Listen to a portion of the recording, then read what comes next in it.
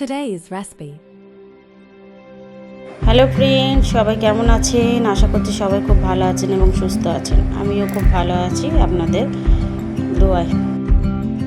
আজকে সয়াবিন দিয়ে পালং শাকের একটা খুব সুন্দর দুর্দান্ত রেসিপি করে দেখাবো। তা প্রথমে সয়াবিনগুলোকে আমি বেশ কিছুক্ষণ ভিজিয়ে রেখেছিলাম। তার মধ্যে একটুখানি ম্যারিনেশন করে নেবো। একটু লঙ্কার গুঁড়ো, একটু হলুদ গুঁড়ো, একটু নুন আর একটুখানি আদা রসুন দিয়ে ভালোভাবে ম্যারিনেশন করে বেশ 10 থেকে 15 মিনিট রেখে দেবো।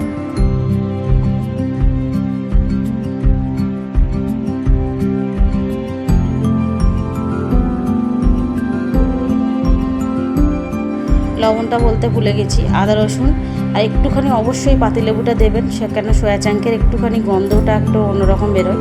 আর পাতিলেবুটা দিলে গন্ধটা একদমই থাকে না, বোঝা যাবে না যে এটা সয়া চাঙ্ক কি কিছু, ভালো লাগবে। এটাকে হাতের সাহায্যে ভালোভাবে ম্যারিনেশন করে নেবো। আরও সবজিগুলোকে কেটে ধুয়ে সব ভালোভাবে লবণটা একটু জল ঝরিয়ে নিয়ে রেখে দিয়েছি। কড়ার মধ্যে কিছুটা তেল দিয়েছি 10 থেকে 15 এবার এতে এটাকে ঢাকা দিয়ে রেখে দেবো। লবণ দেবো আর বেগুনটাকে দিয়ে ভালোভাবে ভেজে নেব।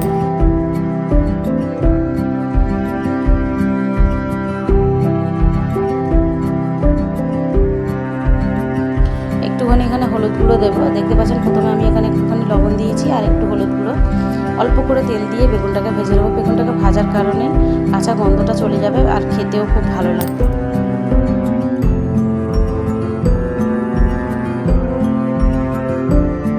বেগুনটা মোটামুটি ভাজা হয়ে গিয়েছে, আমি সব তুলে নিচ্ছি।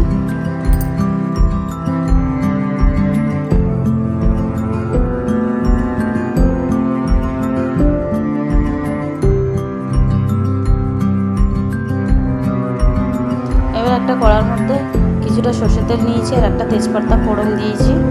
এর মধ্যে কেটে রাখা পেঁয়াজগুলোকেও দিয়ে দেব, দিয়ে ভালোভাবে নেড়ে নেব। ওর মধ্যে বেশ 1 চামচের মতো লবণ দিলাম, যাতে পেঁয়াজটা তাড়াতাড়ি ফ্রাই হয়ে যায় বা লাল হয়ে যায়। পেঁয়াজের মধ্যে কেটে রাখা আলুগুলোকে দিয়ে দেবো, যাতে পেঁয়াজের সাথে আলুগুলোও ভালোভাবে ফ্রাই হয়ে যায়।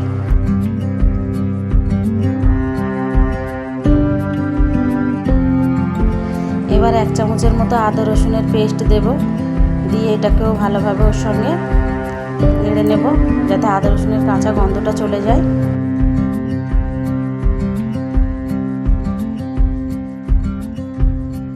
এবারে এক এক করে গুঁড়ো মশলাগুলো সব দিয়ে দেব। প্রথমে একটুখানি লঙ্কার গুঁড়ো, তারপরে একটুখানি হলুদ গুঁড়ো, আপনারা আপনাদের আন্দাজ মতো দেবেন। এরপরে একটুখানি জিরে মরিচের গুঁড়ো আর একটুখানি ধনের গুঁড়ো। আর কেটে রাখা 8খানা টমেটো ছিল অর্ধেকটা, সেটাকেও দিয়ে একটু জল দিয়ে দিলাম, যাতে নিচে লেগে না যায়, সেই জন্য দিয়ে এটাকে ভালোভাবে কষিয়ে নেব।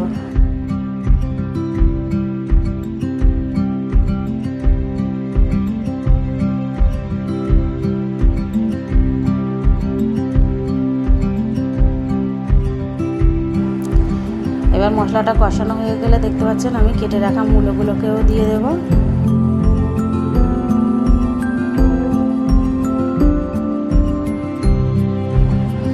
সব মশলাগুলো কষানো হয়ে গেলে এরপরে সয়াবিনগুলো দিয়ে দেবেন, দিয়ে ওইভাবেই একসঙ্গে আরও একটুখানি ভালো করে বা সময় দিয়ে কষিয়ে নেবেন, যাতে সয়াবিনের গন্ধ আর কাঁচা কোনো মশলার গন্ধ না থাকে।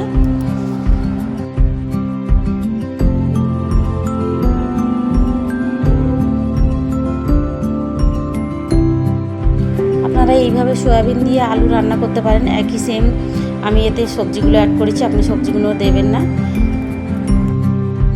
এখানে বেশ কিছুটা জল দিয়ে দিয়েছি, দেখতে পাচ্ছেন। এখানে অবশ্যই লবণটা চেক করে নেবেন।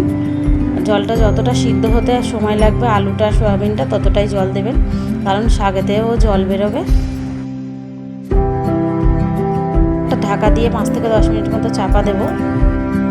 5-6 মিনিট পরে ঢাকাটাকে খুলে বেগুনগুলোকেও দিয়ে দেব সব, দিয়ে এবার শাকটাকেও দিয়ে দেব।